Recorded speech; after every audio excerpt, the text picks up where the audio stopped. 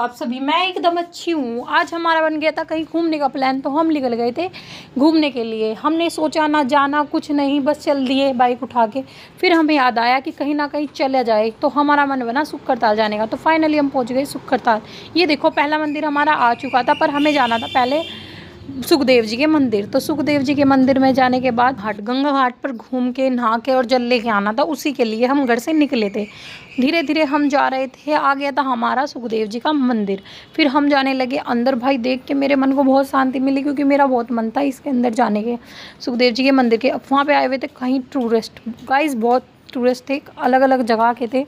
हमारे तो इनकी लैंग्वेज में भी समझ नहीं आई क्या क्या बोल रहे थे। फाइनली हमने सुखदेव जी के दर्शन कर लिए थे, और फिर हमारा मदन मोहन मंदिर है, उनके भी हमने दर्शन कर लिए थे। ये दोनों भाई चले गए थे हनुमान जी के दर्शन करने के लिए। मैं कहा कर लो भाई, आज ही आ जा। फिर ये गणेश जी निकले हुए थे पेड़ में से, जिनकी बहुत मान्यता है, सब बोलते हैं कि निकले हुए पेड़ में से। ये बात सच है, देख लो आप खुद ही। फिर हमने इधर उधर का नज़ारा लिया। भाई इतना बड़ा पेड़ है, ये 5000 साल पुराना पेड़ है। बोलते तो यही है कि प्राचीन पेड़ है, अब मुझे ये पक्का नहीं मैं कह सकती, पर इतना अच्छा था ना अंदर से मंदिर, और भी मतलब बनता जा रहा है अभी। बहुत सुंदर लगा हमें देख के, एकदम अच्छा, एकदम बढ़िया सुक्करताल का नज़ारा। ये देखो गाइस कितना बढ़िया है ना, पूरा सुक्करताल ऊपर से सुखदेव जी के मंदिर से ही दिख जाता है, एकदम एक एक मंदिर। और गाइस इतने मंदिर है ना कि शायद हम थक जाए पर मंदिर ना कम हो, इतने मंदिर हैं। हम खुद भी जाकर वहाँ से कम 7-8 मंदिर घूम के आए, प्राचीन मंदिर, छोटे मोटे नहीं, बिल्कुल एकदम प्राचीन मंदिर, जो कि पुराने से पुराने घूमते आए थे, उनके समय के यह मंदिर हैं। ये मतलब आए थे घूमते घूमते सुक्करताल में, उनके टाइम के मंदिर है। और जहाँ जहाँ पे वो आए हैं हर जगह प्राचीन मंदिर ही बने हुए हैं।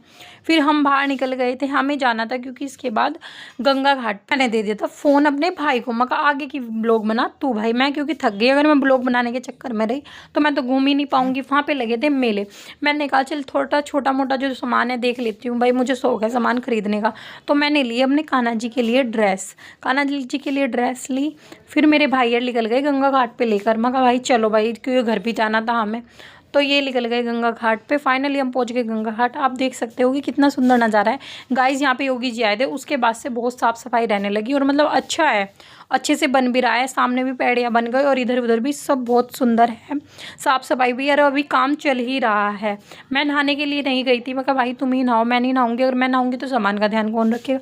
गाइस पता नहीं चलता, जरा सी देर में सामान ही कोई उठा के चल दे। पर इन्होंने बहुत इन्जॉय किया, दोनों भाइयों ने। इन्हें देख के मुझे भी लग रहा था कि शायद मैं भी नहाने चली जाती, पर क्या करूँ, मैं नहा नहीं सकती थी। ये तो बड़े इन्जॉय करके नहाए, सबके सब बहुत सारे लोग नहा रहे थे, पर पानी कम था, नहा सकते थे, पर मुझे मगरमच्छ का डर था। ये कहने लगे हमें लग रही है भूख, मगा चलो तो मैं खिला देती हूँ। वहीं पे एक रेस्टोरेंट पड़ता है बड़ा सा, हम उसमें चले गए कि अच्छा खाना मिलेगा, पर गाइस बिल्कुल भी अच्छा खाना नहीं था। 250 रुपये का इन्होंने हमें खाना दिया, पर कुछ भी उसमें अच्छा नहीं था, सारा खाना बासी था।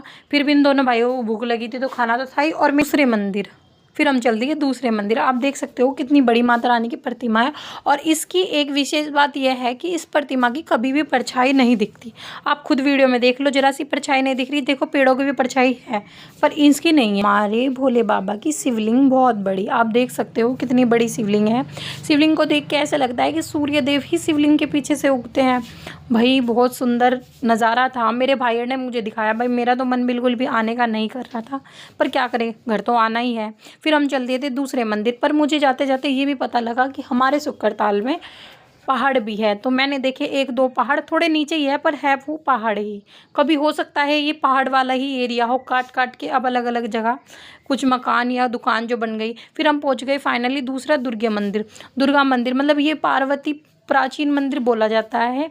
यहाँ पर 5 पांडव ठहरे थे, और पार्वती माता ने दर्शन दिए थे। दर्शन देके उनको एक पात्र दिया था, जो कि उससे खाना कभी ख़त्म नहीं हो सकता, और जो हम मन में सोचेंगे खाने के लिए वही हमें मिल जाता था। ये सारे 5 पांडव की भी प्रतिमा वहाँ पर बनी हुई है, और विशेष बात यह है यहाँ पे यमराज जी की भी प्रतिमा है।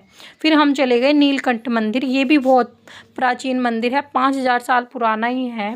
इसका भी कोई इतिहास है गाइस, पर मुझे पूरा पक्का इतिहास तो नहीं पता, पर बहुत जी लगा और अच्छा लगा। बात पर आप कर देना लाइक और सब्सक्राइब दिल खोल के। मैंने तो वीडियो बना ली जितनी मेरे से बनी। Bye bye.